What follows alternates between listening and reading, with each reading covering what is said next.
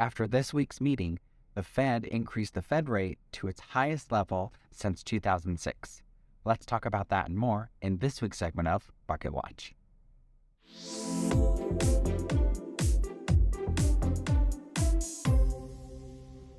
Hi there, and thank you for joining me for this week's segment of Market Watch. We discuss the Boise area housing market on a regular basis, and if you have any questions about the market or real estate in general, we want to be here for you, so please let us know. Make sure to like this video and subscribe if you haven't already so you can keep in touch with our future updates. But without further ado, let's get into this week's update. One thing that I've received a lot of questions and commentary about is the collapse of SVB last week and how that's going to affect our housing market as a whole. First, I'm going to cover our local numbers, and then we will touch on the national reports that we're reading. When looking at our local numbers, we can see that both inventory overall as well as our overall number of pending home sales have increased continually as we continue to march full steam ahead into that spring selling season. We have 632 active listings in Ada County right now, with 135 new listings that came to market in just the last 7 days. The average days on market for those active listings is also continuing to decline, showing an average days of 56 days, down from last week's 59 days. When you take a look at the number of pending homes, we now have 481 pending sales, which is up from last week's 424 pending.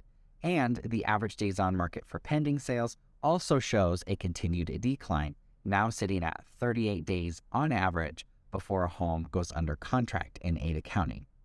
When we move on to the number of homes taken off market, we can see the same trend we've been experiencing for essentially the entirety of this year so far, and there are twice as many homes going off market per week than what we saw this same week last year. This week we saw 32 homes come off the market, and the same week last year there were only 15. When looking at mortgage rates, which are closely tied to what's happening with the Fed rate and the overall economic health of the nation, we saw a decline for the third week in a row, now sitting at 6.42%, which is down from this year's peak of 6.73% we had 3 weeks ago. While no one knows what's going to happen with mortgage rates as a whole, the decline in rates that we've seen over the past few weeks was primarily caused by the concerns in the financial market, which was only worsened by the collapse of SVB and the sale of Credit Suisse. This indicates that rates may continue to slide over the next couple of weeks. However, reports indicate that rates are expected to rise as we get later into the year. In regards to the Silicon Valley Bank collapse a few weeks ago, many were worried about the implications that this would have on the overarching banking system, especially because many of the customers of this particular bank were largely big tech, startups, and venture capitalists had deposits in the excess of the $250,000 limit insured by the Federal Deposit Insurance Corporation. However, the Treasury Department decided to step in and guarantee all deposits at Silicon Valley Bank almost immediately following their insolvency. This includes those above that $250,000 limit, with their hopes of minimizing the impact on the financial market as a whole, although other turmoils continue to loom on the horizon. With the turbulence in the financial sector, the Fed was put into a tricky position for their meeting earlier this week. Do they continue to combat inflation, or do they save the financial markets? Going into this week's meeting, many experts were uncertain as to what the Fed would choose to do. Reports that had come out prior to the banking collapse all indicated that the Fed was going to remain on the path of ongoing rate increases.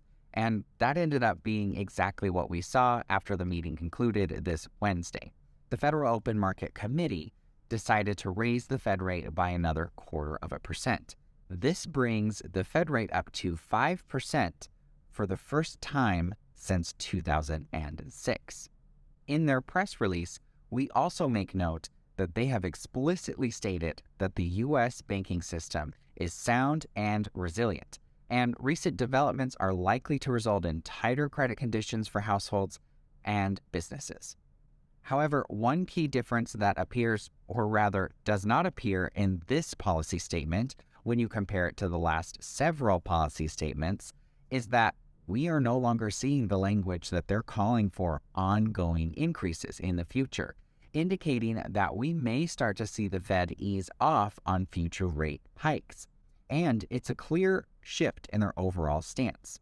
However, it's unclear whether or not their next meeting will see a decline in the Fed rate, and most experts have a 50-50 on whether or not we will see another 0.25% rate hike when the Fed reconvenes in May. With the fall of Silicon Valley Bank and the turbulence of several other large institutions, it's unclear what the future holds for the financial sector. In the short term, it appears we're seeing some stabilization and continuing to return to some normalcy for the housing market on both a national and local level. Prices are still flattening, though we're seeing multiple offer scenarios come across many price points as we continue to battle with these low inventory levels and head into the spring market. That being said, we're no longer seeing egregious price increases caused by these multiple offers, likely due to tightening of buyers' budgets directly impacted by mortgage rates and inflation.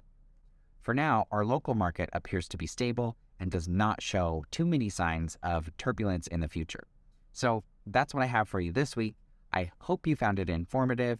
And again, please be sure to like the video and subscribe to our channel if you haven't already. It really helps us out and helps us reach more people. Of course, if you have any questions or comments, we want to hear about them, so drop them below. Bye for now, and hope to see you next time for Market Watch.